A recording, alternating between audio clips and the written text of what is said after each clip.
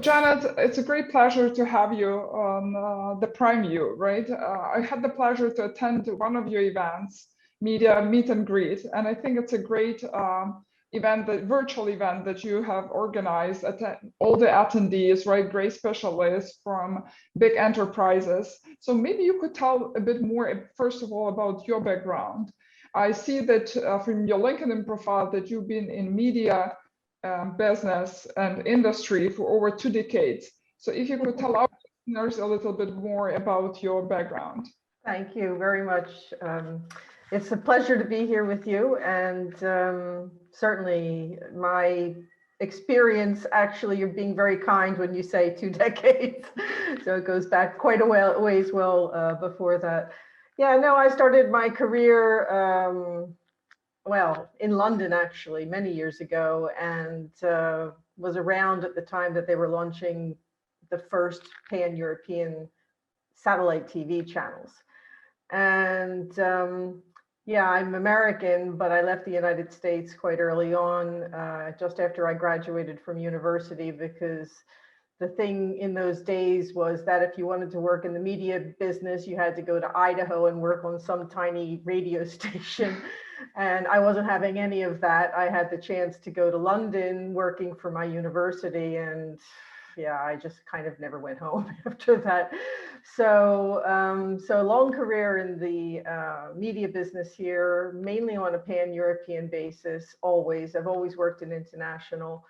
And I'm mostly known as the founder of an early metadata, TV metadata startup. In fact, we didn't use that terminology even back in those days, but we were basically aggregating TV listings from all of the channels and distributing that stuff online. It was the first time it had ever been done in that way, because prior to that, we used paper and fax. So that's the genesis. And yeah, and so it was a lot of very early days about electronic program guides and content navigation and all of that. So it was very much, my career was focused around metadata. And then in 2004, I started consulting. And in the last couple of years, I shifted gears and started as an advisor to small to medium-sized TV technology companies. And that's a very nice position to be in, because I get a chance to coach and mentor companies who need someone with some experience and with some connections. And so that's what I'm doing these days. Yeah, that's very interesting. The gray backgrounds, right?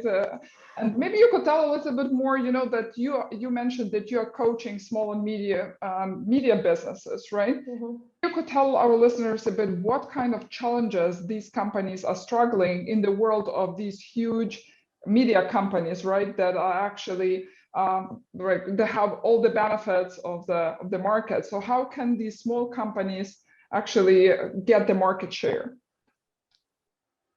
Yes, well, I mean, I think the most important thing is that there can be a tendency to underestimate the value of relationships. And, the way to mitigate that is to have, more experienced advisors around you, people who know people. And what I see oftentimes is that, it's really very easy to come up with an innovative idea. Executing it is a little bit more challenging, especially when you don't know anybody in the business. And I have some companies coming to me with brilliant ideas, but they don't know anybody and they don't know who to ask and who to connect with. And so that's basically the role that I play. And I think that's a very important role, actually, right? Being connecting to the right people. Just very recently, I had a call with a Dell executive, and he actually said that very often people have ideas all the time. They have innovative, bright ideas, right? But the struggle is to be heard and to bring that idea to the right people who can actually help to execute. So I like the point that you made, right? And your role as the connector, right, to the right people. And also to help them understand how they can be taken seriously. I mean, a lot of times people are unsure of how to present themselves, what to say, what not to say. And it's been really fun for me to work with some of the younger executives, because they sometimes really need just to validate, how should I respond to this? What should I say? what do I tell them? What do I don't tell them? And these kinds of things, I can help them in a second, whereas they might agonize over a week, how to write the response or the proposal or how to negotiate back on a deal or something like that. So yeah, that's very fun.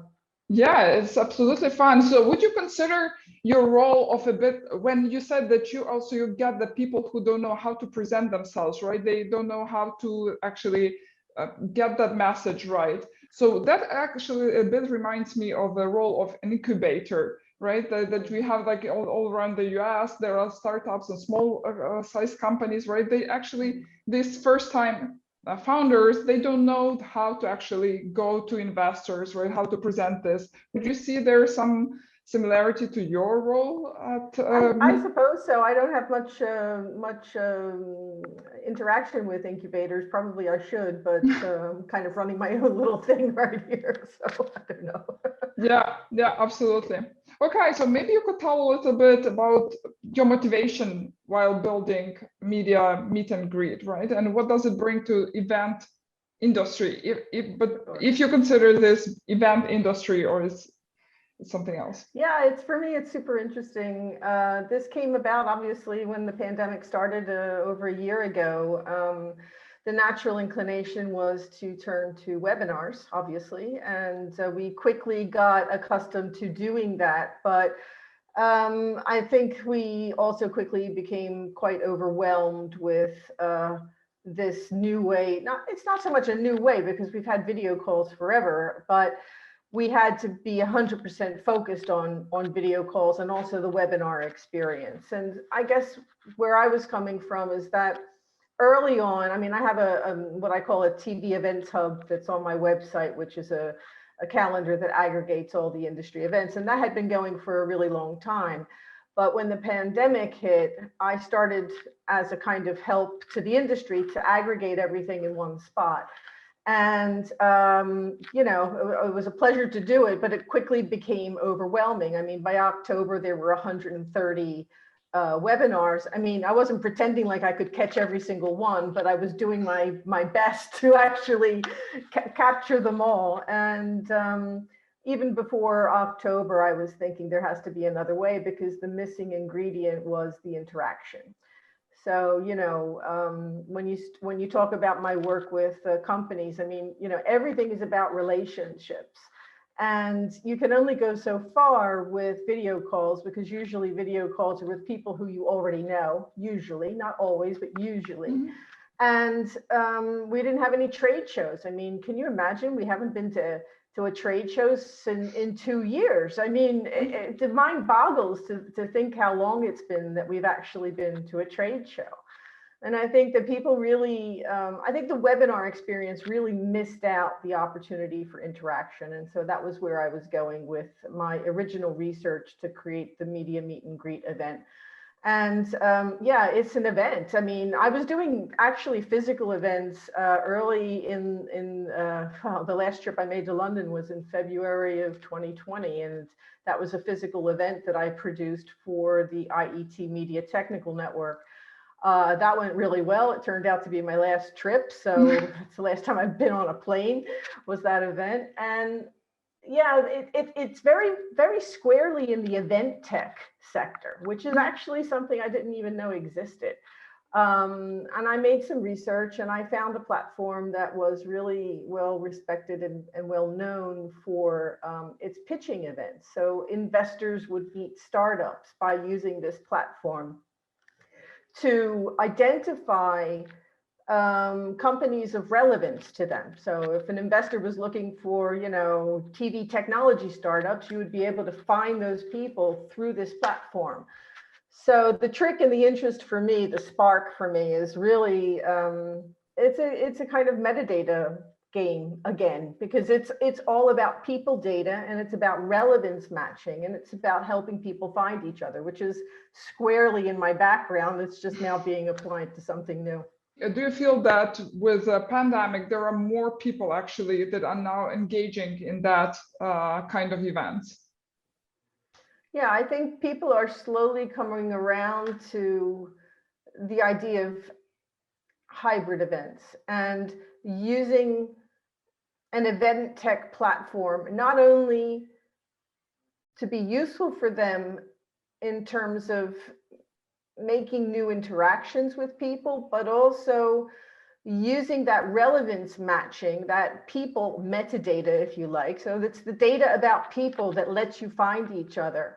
And that has applications far beyond just the virtual world. So our events are hybrid in the fact that we can combine a webinar with group conversations and with one-on-one networking.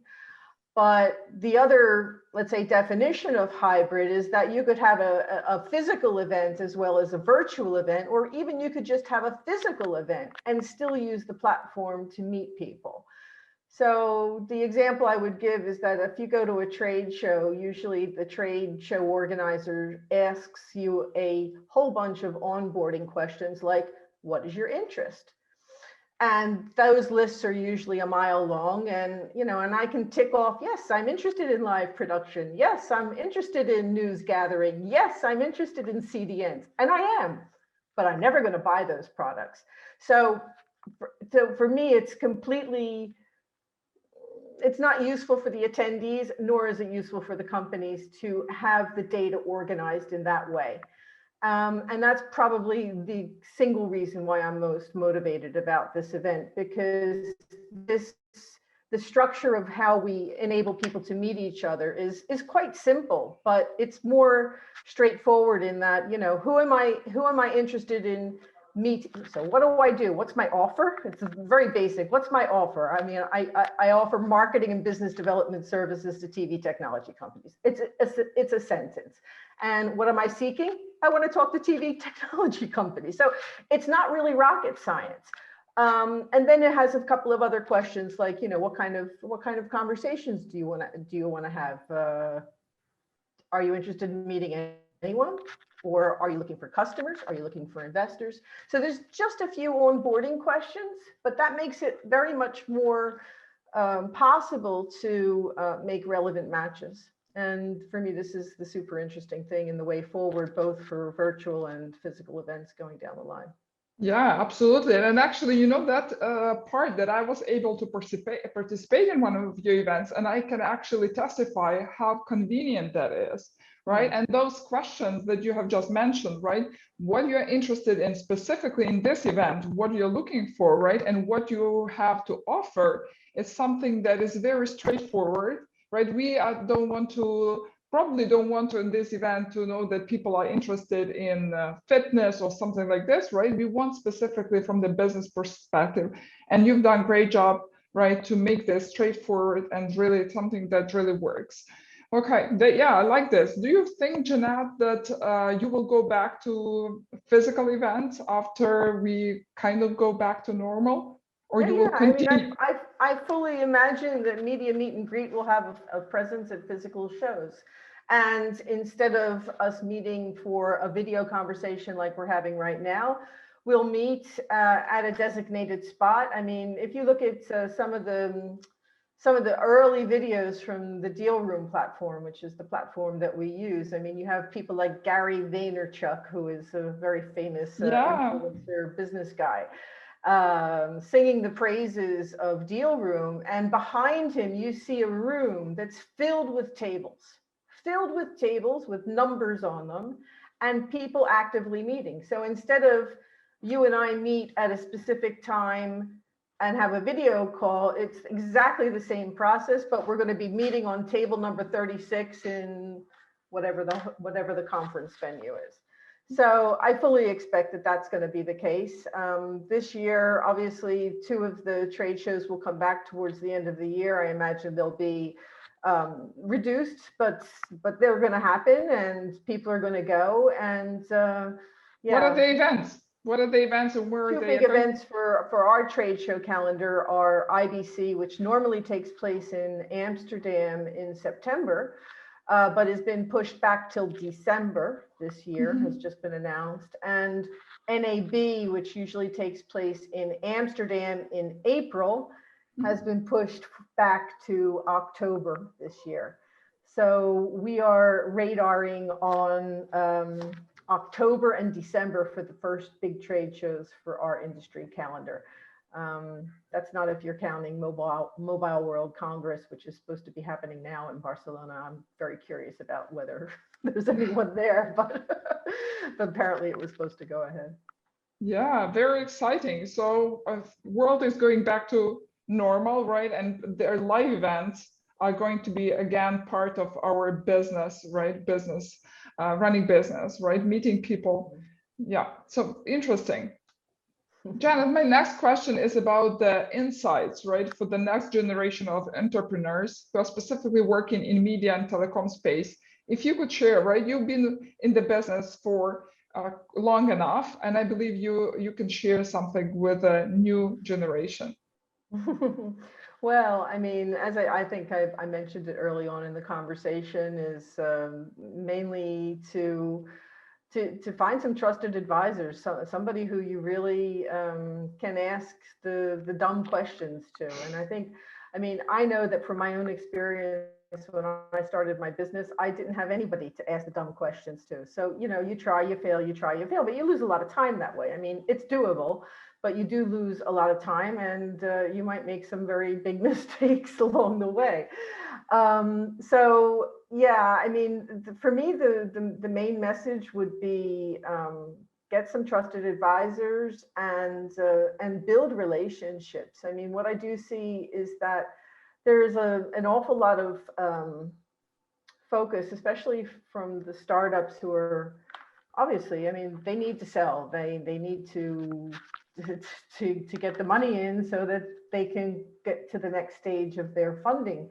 And there is this, I have seen many examples of a kind of over-reliance on lead generation and sales qualification processes that are not 100% appropriate to the task. I mean, I will hesitate to give some examples there, but I mean, when the people are unexperienced and they don't know the business, they don't know who the players are, it's very difficult to make a judgment call. And if you're only relying on looking at a website to decide whether or not it's a qualified lead or not, I mean, it depends the business you're in. Certain types of products are completely apt for that kind of a process, but usually the TV technology companies that I'm working with, I mean, they're not selling, you know, $99 subscriptions to a software. They're selling subscriptions, not subscriptions, they're selling systems that are very expensive in many cases.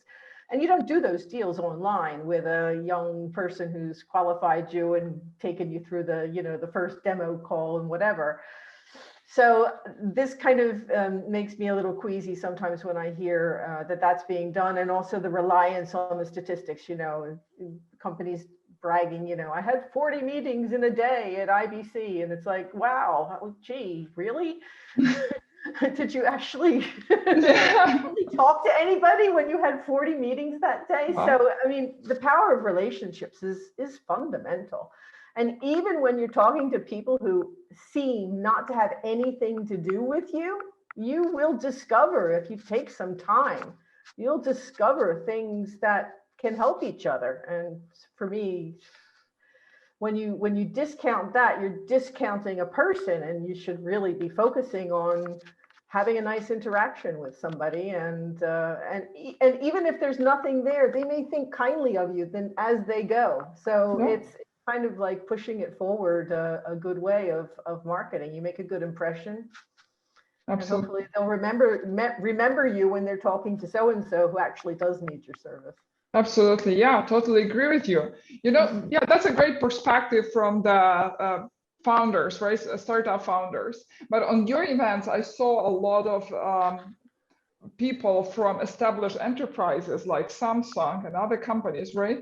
So what specifically are they looking there? Are they looking to be introduced to the right people? Are they looking for the opportunities to invest in or partner with startups that have built some great product that can solve their problem or industry problem? What are these people looking at the media meet and greet events? Well, the focus of the event itself is basically to offer a kind of marketplace so that the right people can meet each other. When you talk about the very big enterprises, I mean, depends who's there, and it depends what their interest level is. I mean, we are still training people to understand how this event works. So I'm not going to claim that we can deliver a million things for absolutely everyone in the industry, but it does provide a genuine chance for interaction with people who can be of interest to you. So we're still training people. I mean, it's a hybrid event. It's got networking, it's got group conversation, and it's got those one-on-one meetings. And yeah, we're still trying to get more people to attend, that's for sure. Getting scale is one of the key things here. We've made the last event free. We're hoping to be able to continue to making all the events free, because I think that this will, underpin the community growth which is foreseen for this event. And actually there's just a little bit of a locomotive effect just beginning to kick in right now, because more and more people do know about the event. More and more are signing up. We had the biggest attendance yet at the event that was last week. And yeah, I mean, we also have this exposition area for, and I think this will be the most interesting thing for the next event, which is in September, which is actually taking place at the same time that our IBC trade show would normally have taken place. And that is, we'll have like an exhibitors area where people can book their booths. And I think this is something more easy for people to understand. I'm going to have a booth, I'm going to have a presence, I'm going to have branding on the event, and people will be able to come and see my product demos and talk to my team. And so this is something that we'll put a lot of effort into for the next event. And I mean, that's a functionality that's been there, but we're taking people along slowly. And once we have, a greater audience, then we'll be able to move forward and have lots of different types of interactions. I mean, I know already that people are doing business on the platform. I know because they're telling me. Okay. And I can see what's happening on the platform. So I know that things are happening and people are making good connections there. And the feedback has been really overall quite positive, which has been quite gratifying, even if, it's still going to take a lot more work to get it there. But, I really believe that this can move forward. I hope so. Yeah, absolutely. What I think that the great benefit of your events is it's all the relevant people, right? People working in the industry. So like, even if you go to a trade show, specific trade show, it's a bit difficult to navigate the show, right? And meet all the people physically. Here you have the opportunity to meet people, to arrange a meeting before and even after the event is over, right? So you can go back to all these contacts in a week or whenever you want. So I really like this. I think it's a powerful thing. Yeah, I mean, two things with regard to that. So one is that when you go to a trade show, I mean, the people decry the fact that, oh, we missed the serendipity, but the serendipity is nice when it happens, but in fact, it hardly happens. And it's definitely not a precise science. So you can go to a trade show and hope, and yeah, you might bump into somebody at the bar, but if at the end of the day it matters that you make good connections, having traveled a few thousand miles to an event and spent all the money that you need to do so. Yeah, and the other thing is that the trade show experience is really it's just opaque, so you have no idea whatsoever who's going to be there. So this is a way to move it forward, I think. Yeah, absolutely. So Janet, for you specifically, what would you consider a success for yourself personally as a professional working in media industry, and also for your events? How do you qualify your events? So when do you consider event was a success, or it's something that it still has to, work on? So if you could share. So for me personally, I mean, listen, I already work in a beautiful place. I live in a place with a nice climate. I have fantastic views. So in that sense, and I'm also working from home, which I've done for many, many years. So it's not like remote work is something new for me. So yeah, I guess success is already here.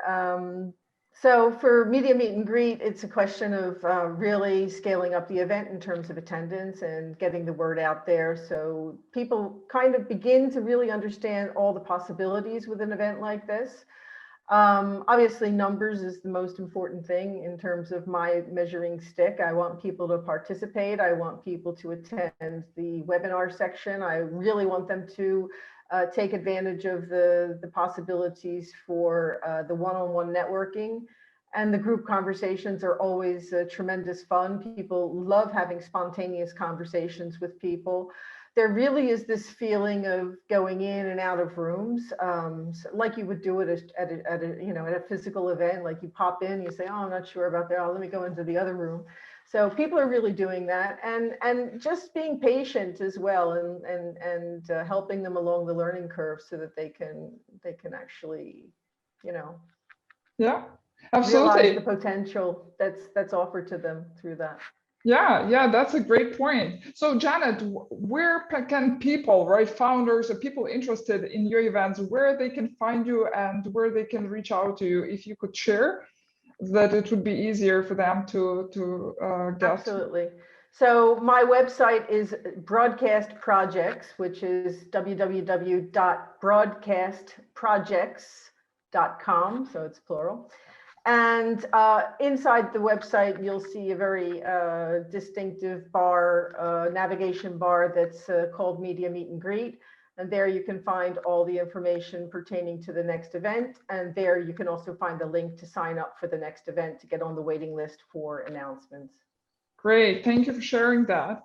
Janet, it's been a great pleasure to talk to you, to spend this morning for me, right? And talking with you about the media industry, right? And the event industry and how your event actually impacts the very important part of any business, which is networking. So it's been a great pleasure. Thank you so much. Thank you too. Appreciate it.